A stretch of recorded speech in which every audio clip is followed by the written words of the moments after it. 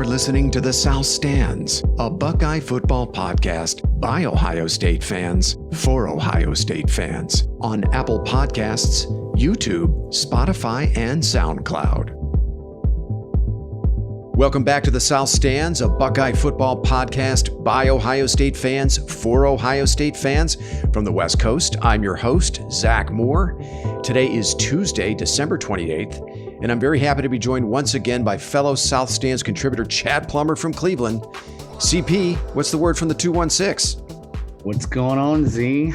Just, getting out of the office a little bit this afternoon, getting that little time in between New Year's and Christmas. Hope you had a great holiday, you and Aaron. Likewise, my friend. I hope you did as well. Happy holidays, and I guess an early Happy New Year to you, my friend.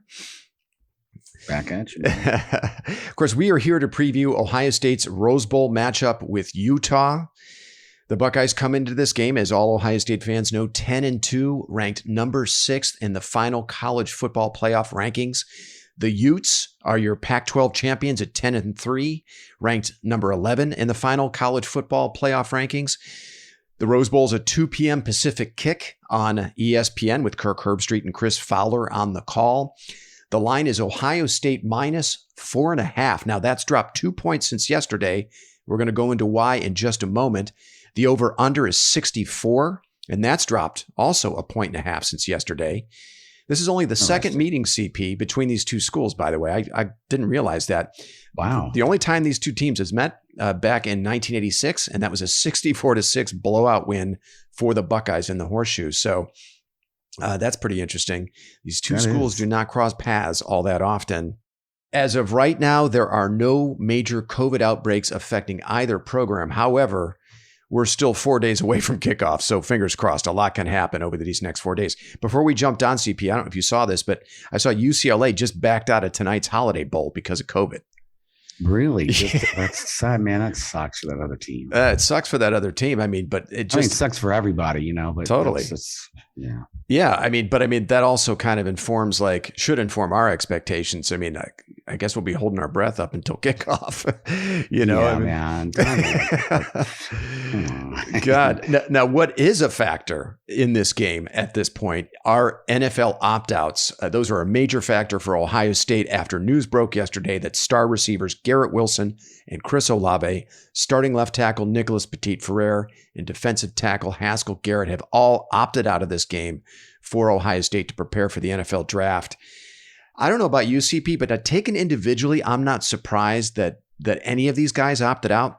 I guess I'm a little surprised, though, that at the sheer number, all 4 of them have opted out, because I think Ohio State has been pretty good about getting its draft-eligible players to play in these non-playoff New Year's Six games. The last time they played in the Rose Bowl, they got all their draft-eligible players to play. The year before, when they played in the Cotton Bowl against USC, I think the only opt-out was Denzel Ward. But, that was during the Urban Meyer era, and, lots changed over these last 3 or 4 years. What was your thought when you saw these guys opt out? Were you surprised to see so many guys opt out for Ohio State? You know what, Z, I really, I kind of am. I thought for sure Olave would play. I thought so too. I thought Garrett might play as well.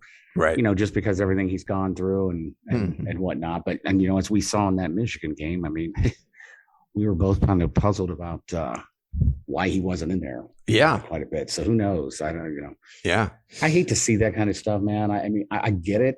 But doesn't that, like, Lloyd's of London, don't they have those big insurance policies now and shit That's like that? true. But, it's almost making it like, does this really even matter? You know what I mean? And I hate to even say that, because it does, Right.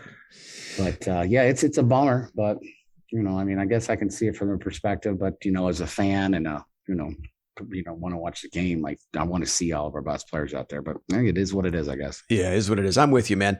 And I guess fans of a certain age too, like you and I, we're a little longer in the tooth, and we grew up with the Rose Bowl being this really awesome event. And it was a destination. If you're an Ohio State fan, it was the goal to get to the Rose Bowl every single year. Clearly that's changed. Now, I think Ohio State is actually pretty well positioned to replace, well, certainly Nicholas Petit-Ferrer, because I think they're going to end up moving Thayer Mumford over to left tackle, where he spent most of his career at Ohio State. So I think they can absorb that loss.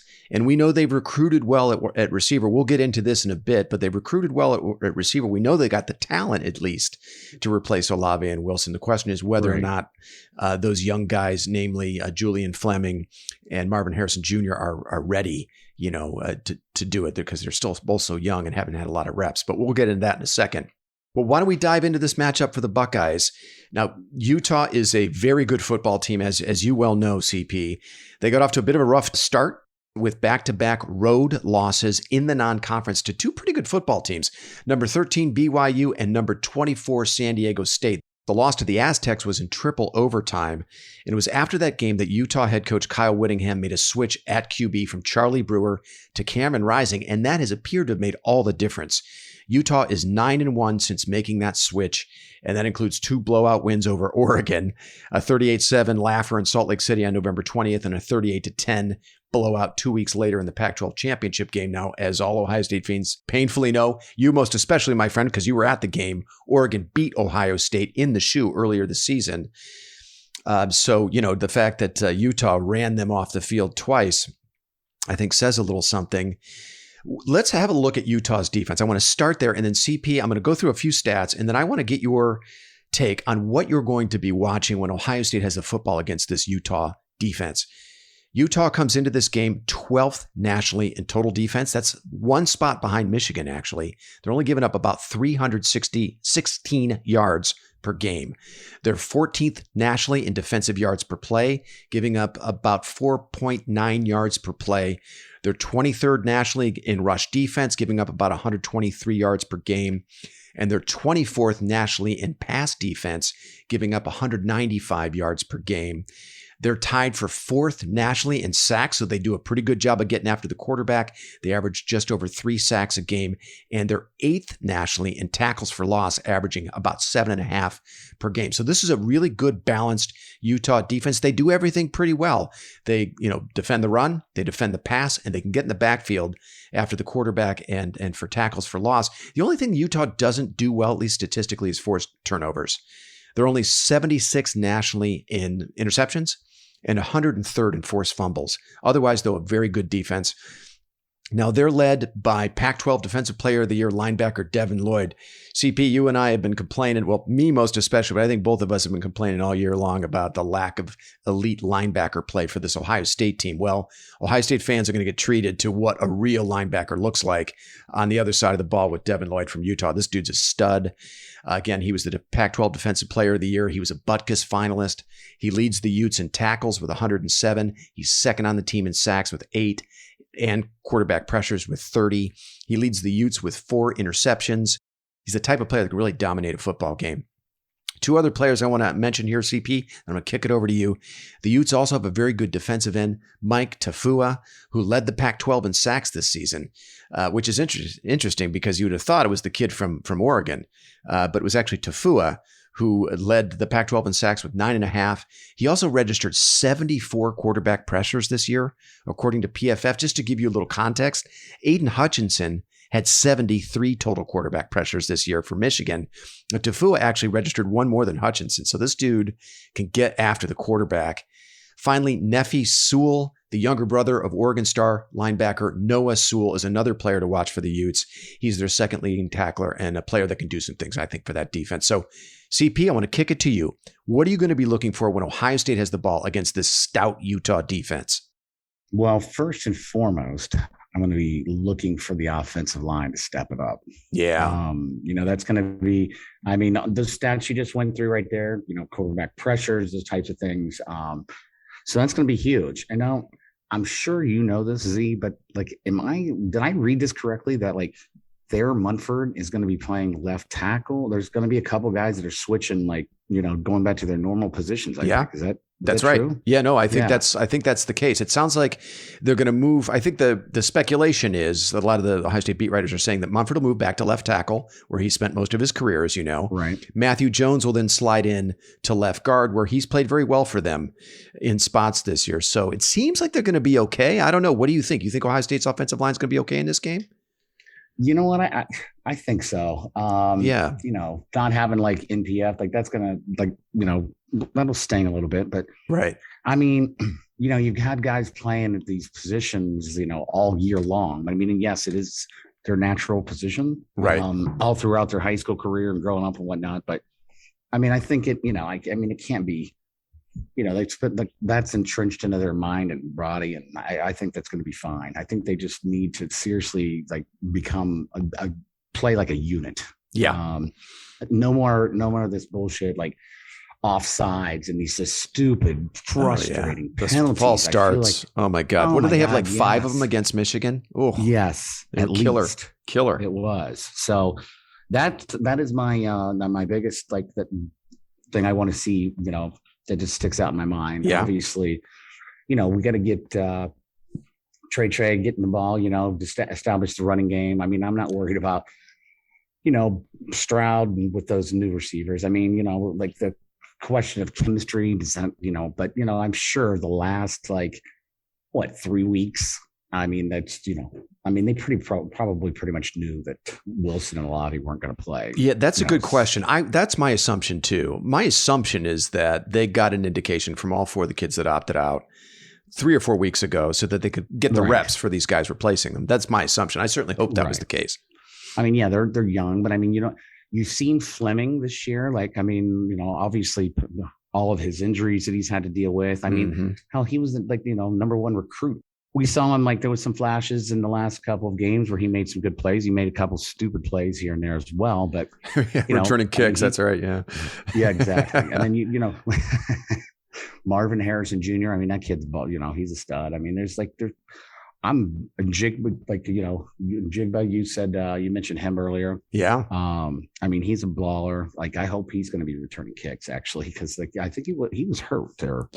Emeka Egbuka was the one that was returning kickoffs for us and it was doing really well and then got hurt. He didn't really play the last 2 or 3 weeks. He's been a little dinged up, might've gotten hurt actually returning a kickoff, but it's that name. That name always gets me. Egbuka. I know. Egbuka there. I'm just going to say, yeah, Egbuka. There we go. So, I mean, we're stacked at receiver. I mean, we still got Ruckert. I mean, that's the least of my worry there. It's just the offensive line, man. And you know what? Actually, a concern of mine, I feel like and it seemed to be becoming a trend over the last couple of games of our play calling. Yeah. I'm not quite sure what, I don't know. So hopefully they got some of that stuff worked out.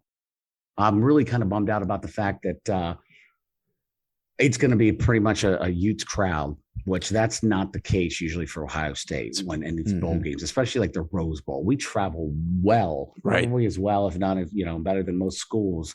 But that's not going to be the case this Saturday at the college Doesn't games. sound like it. That's what I've been reading too, that it could be like a 70-30 split in favor of Utah in the crowd from what I've been hearing. Right. I was reading today that they how they allot the tickets for X amount of fans for both schools, and Ohio State didn't step up, and I guess the Utes fans just swiped them all up. Yeah, didn't they return like 7,000 tickets or something like that? I thought I read that. Okay, yeah, all right, exactly. Yeah.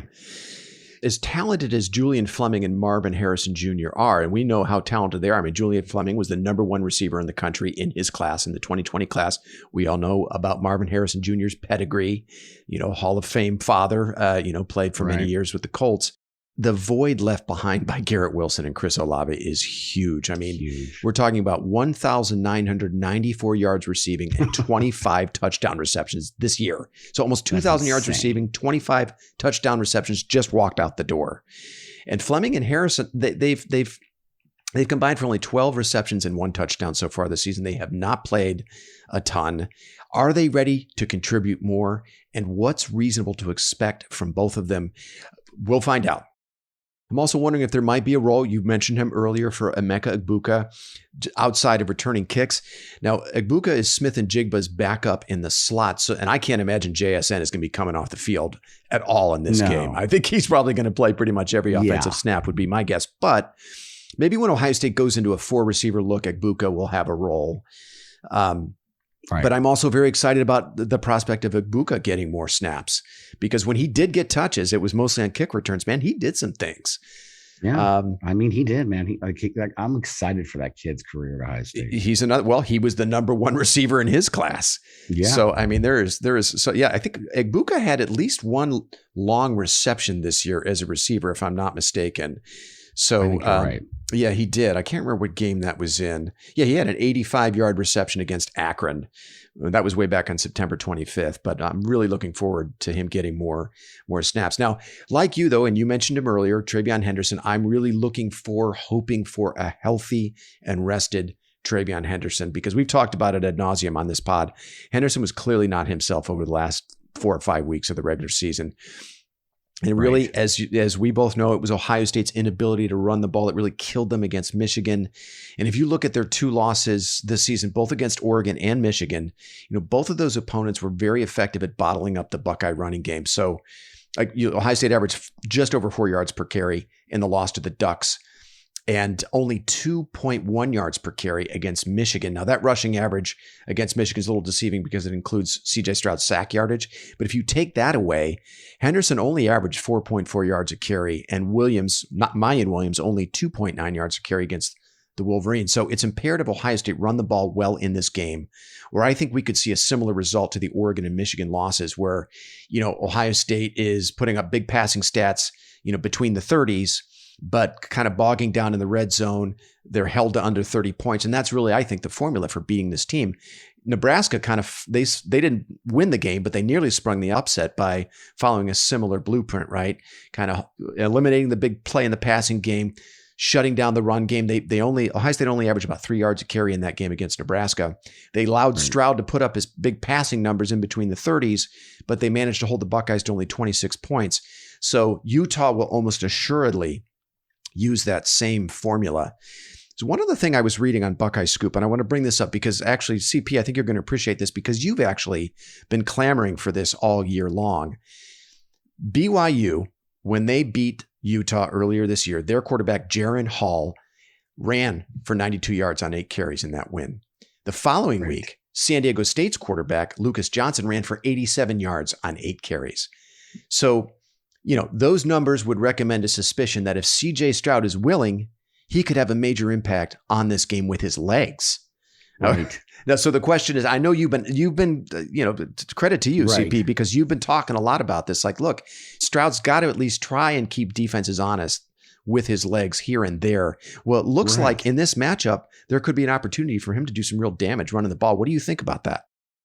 I hope that's the case, man, because obviously those guys, Wilson and Day and whomever else are watching film, obviously that's got to be something that's like sticking their head. But do they worry about like him getting hurt? I mean, I just don't know. I love Stroud. I do. I'm a big fan, but I'm like also want him just to step up into the pocket and then, if it's nothing there, just like start running, man. Tuck and run. Those legs he's got are freaking like stilts. I mean, Ohio State has got to stay away from second and long, third and long. Please. And if there are opportunities, and we know the Utah very good defense with an excellent middle linebacker, they're going to be keying on Trevion Henderson. It's probably going to be tough running the ball for Henderson. So you have to do something to get yourself in favorable downs and distances, and you can't do it strictly throwing the football. So I think in this game in particular, now I've been one of those guys that's saying that, Stroud doesn't really have to run and it's no big deal. But I think in this matchup, he might have to be willing to do that. Give me 6 or 7 carries just to keep that Utah defense honest. I think he's going to have to do it in this game. Yeah. I agree, man. I hope that's the case. Well, before we look at the Utah offense, is there anything else, CP, you want to share in your view about the Utah defense? No, man, they're pretty impressive. I mean, 12th. I don't even really want to go. I know we'll touch it when we go, when we talk about our defense, but they're nowhere near that. But, they're fast too. I mean, they're disciplined. It's going to be a game, man. We're going to have to play ball. It's a quality Utah team for sure. I mean, they figured some things out at quarterback from earlier in the year when they got off to a bit of a rough start. And this team has been playing about as well as any team in the country since. So, agreed, man. Yeah. All right. Well, then let's have a look at the Utah offense. I'm going to throw a couple numbers at you, CP. And then like we did with the defense, I want to get your take on what you'll be looking for when Utah has the ball against the Ohio State defense. So Utah's offense, look, it's not spectacular, but it's very solid. They come into this game 46th nationally in total offense, averaging 429 yards per game. They're 30th in offensive yards per play at 6.35 yards per play. So that's actually pretty good.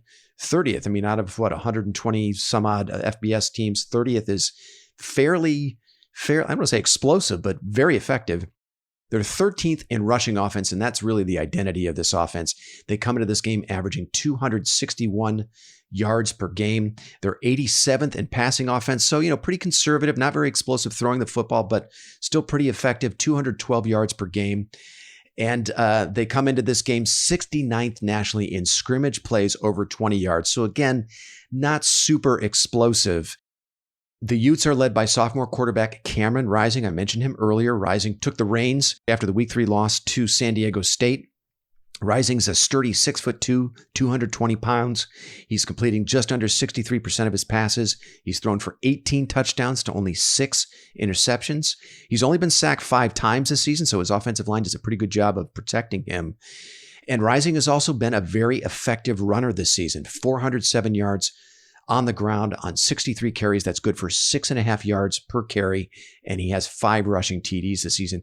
Rising reminds me a little bit of JT Barrett, actually, both in build and kind of his skill set. I like that comparison. Yeah. But hey, look, the identity, again, I mentioned it earlier, the identity of this Utah offense is its running game, led by bell cow Tavion Thomas. He's a Cincinnati transfer. Believe it or not, CP. I didn't realize that until I started looking at this matchup. Yeah. Thomas leads Utah with 1,041 yards rushing on a 5.6 yards per carry average and 20 touchdowns. He's a bruiser, man, 6'2", 221, very similar in stature to Michigan's Hassan Haskins. I think a little taller than Haskins, but they weigh about the same, and they're both very sturdy backs. Thomas is Utah's highest graded offensive player according to PFF with a grade of 90.1. So PFF really likes him as a player. Now, Utah also has a nice change of pace back in TJ Pledger, who's a little quicker, a little more explosive than Thomas, not quite as big. I think he's only about 5'9". Pledger has 671 yards rushing and is averaging about 7 yards per carry, just under 7 yards per carry. So pretty explosive and a nice change of pace back for Utah. The duo of Thomas and Pledger, not unlike the duo of Hassan Haskins and Blake Corum at Michigan. And I think they're certainly going to present some of the same challenges for the Ohio State front seven. Finally, Utah loves to play with 3 tight ends, and they are unapologetic about it, man. They love their tight ends, and they have 2 really good ones, Brent Keithy and Dalton Kincaid. Keithy is Utah's leading receiver, if you can believe it, 534 yards receiving this year. Kincaid leads Utah in touchdown receptions with 7, and Keithy is second on the team with 6 touchdown receptions. After those 2, Utah does not have a receiver with more than 2 touchdown receptions this year. So it really is like they are their primary weapons in the passing game, Keithy and Kincaid. Utah likes to run the ball out of 13 personnel and throw to its tight ends. So it's going to be a huge challenge for the Ohio State linebacking core. And let's face it, it has been a rough season for that group. So CP, I want to kick this over to you. What are you going to be looking for when Utah has the ball against the Ohio State defense? Well, you know what? Honestly, let's just not give up any big plays, man. I mean, it sounds to me like, obviously most of their points are coming through grinding it through the, on the ground. Let's not give anybody those big runs. I mean, come on. We've seen it all the way back from the Minnesota game. Yep. Let's just, I hope that they did some things over this, bowl practice, this 3 to 4 weeks that is going to help alleviate those big plays, because those are just killer. Maybe, I'd like to see some more blitzing or whatever, putting more pressure on the quarterback. I'd like to see get some more defensive ends Sawyer and JTT, and I'd like to see Zach Harris step up and have a game.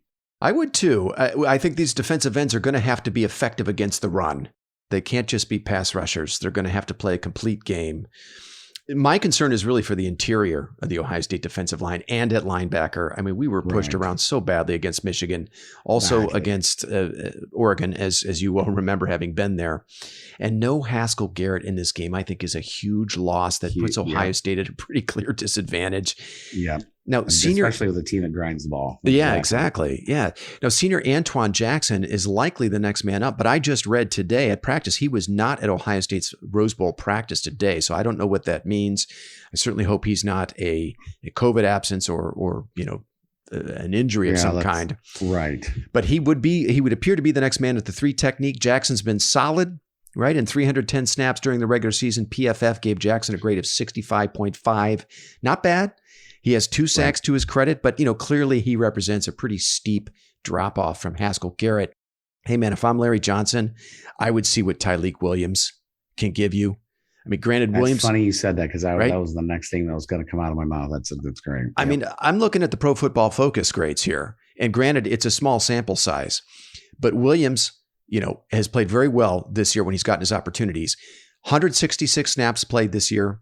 And at the moment, Williams is Ohio State's second highest graded defensive player behind Zach Harrison with a grade of 79.7. And he leads the team in sacks with 6. So I think you've got to give this kid more snaps in this game and see what he can do. I mean, I think we're looking overall at a youth movement in this game, and this game is going to be used as a springboard into the 2022 season. So why not see what Tyleik Williams can give you? You got nothing to lose, I don't think. Nothing to lose. That's 100%. I mean, you know what? If something's not working in there, let's get somebody else in there. I agree with you. This is a stepping stone into 2022. Right. I know our new defensive coordinator doesn't start taking over the reins until January 2nd, but let's get some, if somebody's not producing, let's see what somebody else has got. I agree. I agree. Let's throw it all out on the line and, let's see what sticks. And I agree with you. I mean, Antoine Jackson came to Columbus as part of the 2018 class. He was a JUCO transfer. I think he started his career at Auburn, went the JUCO route from there, and ended up at Ohio State as a JUCO transfer. Another guy, Teron Vincent from the 2018 class. I don't know about you, man. I'm just kind of ready for the 2018 class to kind of move on. Freshman Mike Hall is another player that I think, why not? He might be able to give them something at the 3 technique. So let's see what he can do as well. And then, of course, the linebackers. I mean, they're going to have to probably play their best game of the season. Now, I read also today that Cody Simon was not at practice. I know that he's been dealing with some injuries. He's been up and down for Ohio State all year long. I don't know that he'd be a huge loss if he can't play, but we know it's going to be Steel Chambers, probably a heavy dose of Tommy Eichenberg at linebacker. I know not, especially Eichenberg, that duo doesn't inspire a ton of confidence. They're just going to have to play better. And Ohio State is going to have to figure out, the coaching staff's going to have to figure out ways to put them in situations where they can be more successful against this Utah running game. It's not going to be easy. And we're also talking, by the way, we're talking about kind of a lame duck defensive coaching staff, right? With Jim Knowles waiting in the wings. We know at least one of those guys is not going to be back this year. I think it's going to be more than one defensive coach who's going to be looking for a new job, after January 1st. So I don't know, man. I don't know about UCP. I mean, I'm looking for ways to be optimistic about this matchup, but this is definitely one that really concerns me. The power running game of Utah, and then those timely passes down the seam to their tight ends are both very good. Okay, I want to get your concernometer score. Chad, give me your score and tell me why you feel that way. Well, you know how I am. Like I'm usually like the lowest on the concernometer that out of all of us, but I'm going to say it's at a 7.5. 7.5 for you. Okay. I'm with you. My score is up there as well, 8.5. And the reason I arrive at that score, I mean, the identity of the Ohio State offense, as we've already talked about, Wilson and Olave, along with almost 2,000 receiving yards, 25 touchdown catches, are gone. Their best defensive player, Haskell Garrett, who plays a position of major need in this matchup, is also gone. In my mind, Ohio State is now the underdog in this game. I know Vegas doesn't quite see it that way, but in my mind, it feels like they're an underdog in this game. Utah is legitimately good. They're highly motivated. I mean, they are absolutely stoked to be in this game. As you mentioned, CP, their fans are going to show out for this one. This is really a huge moment for the Utah program. At the same time, I feel like this game now has way more meaning for Ohio State than it did 24 hours ago, because this team now belongs to a group of talented first and second year players who have their first opportunity to do something special for this program. This team now belongs to CJ Stroud, Jackson Smith-Njigba, Paris Johnson Jr., Luke Whippler, Trevion Henderson, Julian Fleming, Emeka Egbuka, Ronnie Hickman, JT Tuimoloau, Jack Sawyer, on down the line, Denzel Burke. These kids are no longer complementary pieces.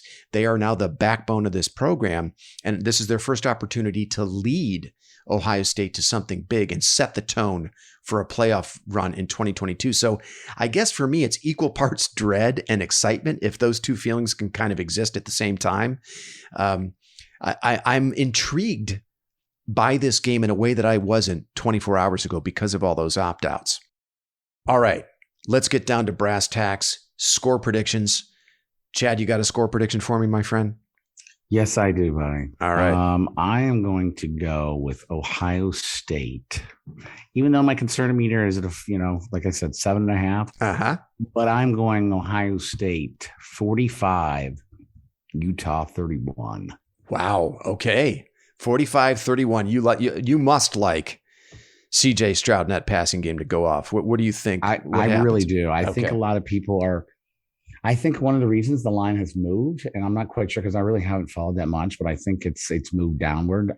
That's right. In the 4.5 favor of Utah is because of Olave and Wilson. But I honestly think that the offense is going to go off. Now, is the defense just, can we find a way to make a couple of stops and not give up big plays? But that's what I'm going to roll with, the 45-31 Buckeyes. I love it. Yeah, I mean, this was not a great matchup for Ohio State. I don't think before Wilson, Olave, Garrett, and NPF all opted out. As I mentioned at the top, we're still 4 days away from kickoff, and COVID could still have an impact on this game. And we know that with the hiring of Jim Knowles, there's at least one coach from the defensive staff who will not be back, and I suspect it's probably going to be more than that. I also suspect the coaches who won't be back have already been told or strongly suspect that they won't be back. So you have to wonder where their heads are and will it affect the preparation for this game. Now, Ohio State still holds a major talent advantage in this game despite those opt-outs, but they now have to rely on youth and inexperience at some key positions, namely at the X and Y receiver positions with Fleming and Harrison Jr., and at defensive tackle with a young player perhaps like Tyleik Williams and maybe even Mike Hall. The realist in me says this is a Utah win, and they could even win pretty convincingly. However, I'm going to listen to the optimist in me who thinks Ohio State is going to play with great pride. I think these first and second year players who are now the backbone of this program will seize the opportunity to make their first big mark with the program and spring what in my mind is going to be a 40-34 upset of the Utes. Don't be surprised if these NFL opt-outs serve as motivation, as kind of a rallying cry for this team. So I'm going to be optimistic here, CP, like you, and I think Ohio State just finds a way to win this game. Right. I hope that's the case, Z. I hope that's the case, brother. All right. And this is an Ohio State Homer podcast. We can't. It's in our DNA. We can't pick against the Buckeyes, right? No.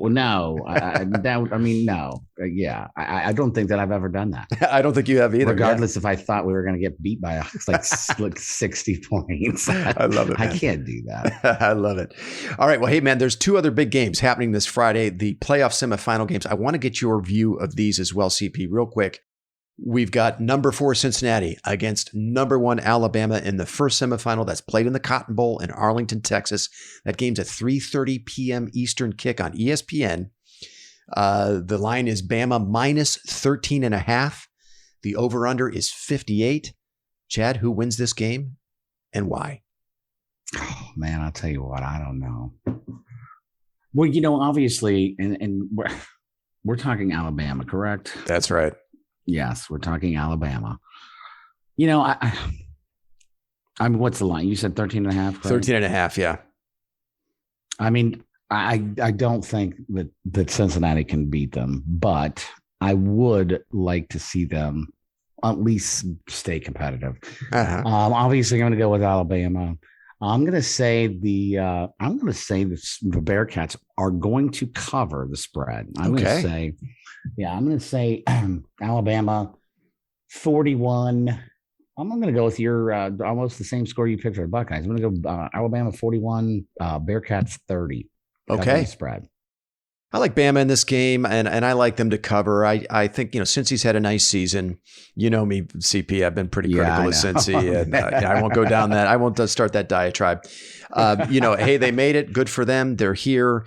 Bama's got the best player in this game. Bryce Young, too much triple distilled smooth Jamison Williams. I think he's going to have a big day for Bama in this one, and I like them to cover. All right, second semifinal. Number 3, Georgia against number 2, Michigan. This game's played in the Orange Bowl in Miami. It's a 7:30 p.m. Eastern kick on ESPN. The line is UGA minus 7.5. The over-under is 40.5. Chad, who do you like in this game? As much as it pains me to say this, I do like Michigan. You like Michigan? Okay. I think they're going to beat Georgia. Wow. Yeah. Okay. I'm not too, Georgia's offense doesn't impress me, to be honest with you. And against that Alabama, they stunk. Their defense didn't impress me that much either for being, everybody's, jerking them off all season, how just amazing they were. You know what I mean? But I like Michigan, man. Okay. Yeah, I think it's going to be a tight game, but I do like Michigan. All right. On top. I'll say 31-27. I tell you, man, I don't disagree with much of what you're saying, and I was tempted to pick Michigan. In fact, I'm going to be rooting hard for UGA. I just don't know if I trust Kirby Smart, and I certainly don't. And I certainly don't trust Stetson Bennett, their quarterback. I mean, he was terrible against Alabama. I think I agree with you, man. I think Michigan has more than a puncher's chance in this game. I'm picking Georgia, but only by a hair. They win, but they don't cover. I would not be surprised if Michigan wins. One thing that really stood out to me, so surprised me about Michigan when they played against Ohio State, was they have more big play capability, Michigan does, than I had realized, and I had actually given them credit for going into that Ohio State game. So, I'm with you, man. They got more than a puncher's chance. I'm going to pick Georgia, but only by a hair. Okay. All right, my friend. Lastly, before I let you go, some big news shortly after our last podcast with PVH, where we were all clamoring in that podcast for Ohio State for Ryan Day to make changes to his defensive coaching staff. He turned right around shortly after that and hired Oklahoma State defensive coordinator Jim Knowles. Knowles getting paid almost $2 million a year to revamp the defense. Chad, what were your thoughts on that hire? Did you like it? I really do. I wasn't really familiar with him. Yeah, me neither.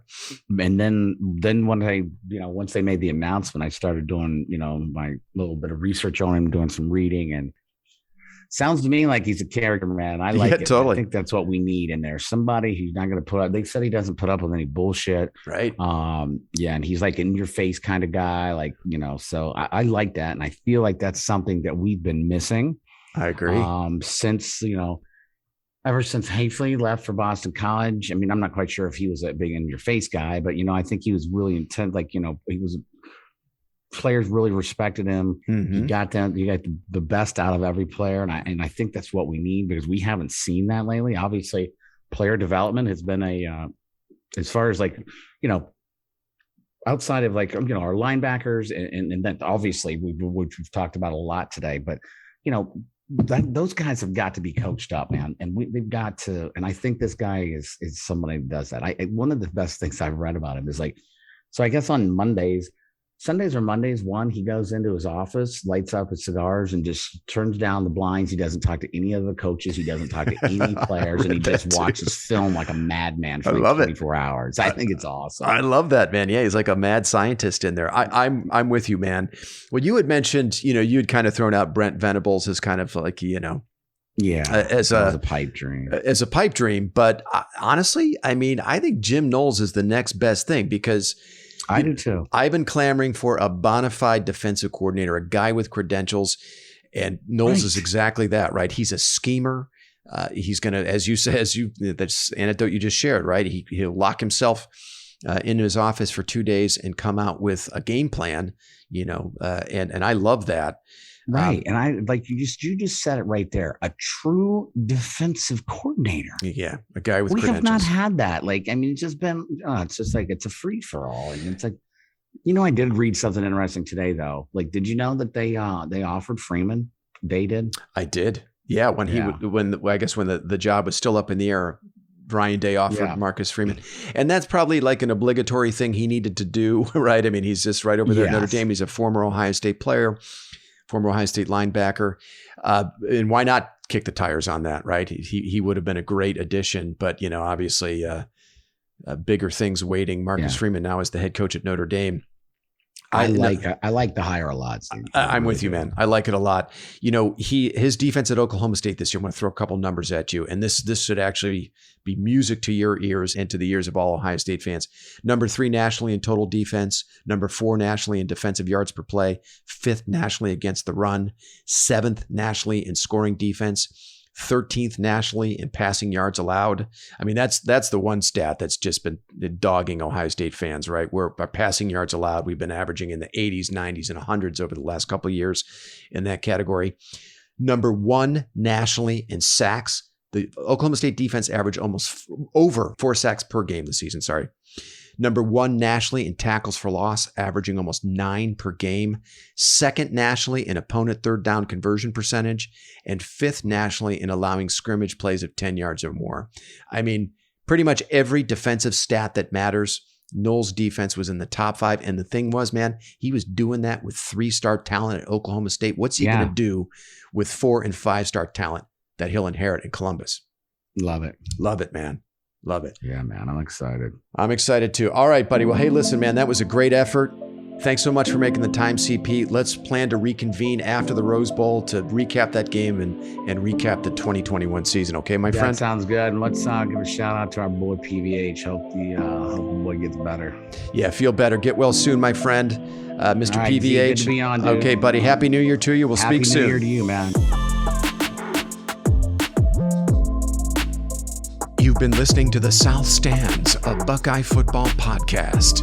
You can follow us on Twitter, Instagram, and Facebook, and visit our website at southstandsosu.com.